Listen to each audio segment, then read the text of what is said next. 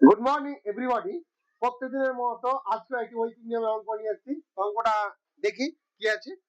20 জন লোক ঠিক করলো 30 দিনে তারা একটা বাড়ি সারানোর কাজ সম্পন্ন করবে, কিন্তু 6 দিন পরে তাদের মধ্যে 8 জন লোক অসুস্থ হয়ে পড়লো। হিসাব করে দেখি কত দিনে তারা বাড়ি সারানোর কাজ শেষ করতে পারবে। তো মাঝখানে কোনো স্কিপ করবে না, পুরো ভিডিওটি দেখবে, তাহলে আমার অঙ্কটি করতে পারবে, আর না হলে মাঝখানে গুলিয়ে অঙ্ক করতে পারবে না। তো এরকম দেওয়া আছে ওয়েটিং নিয়মের অঙ্ক।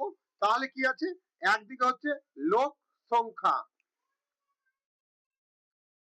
লোক সংখ্যা, আর একদিকে কি আছে, দিন সংখ্যা।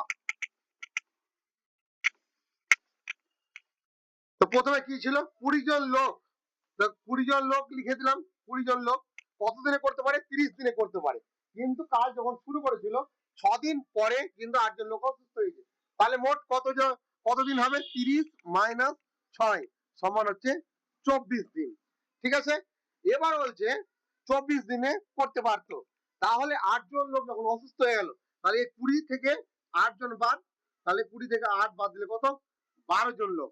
তাহলে 12 জন লোকে কাজটা করলে কত দিনে করতে পারবে, এটা আমাকে বের করলে অঙ্ক উত্তর হয়ে যাবে।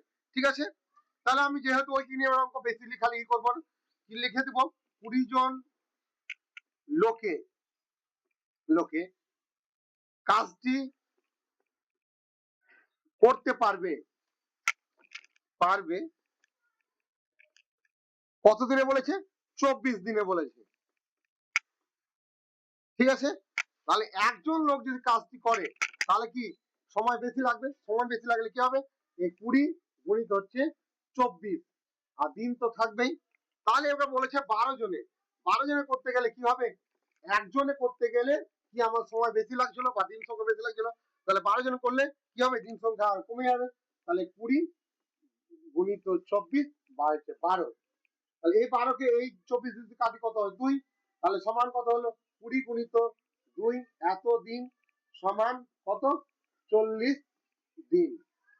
ঠিক আছে, এটা আমার একটা অঙ্ক উত্তর এলো, কিন্তু এখানে নয়, কিন্তু তার আগে কি হচ্ছিল, 6 দিন যে করেছিল সেই 6 দিনটা এই 40 সাথে যোগ হয়ে যাবে।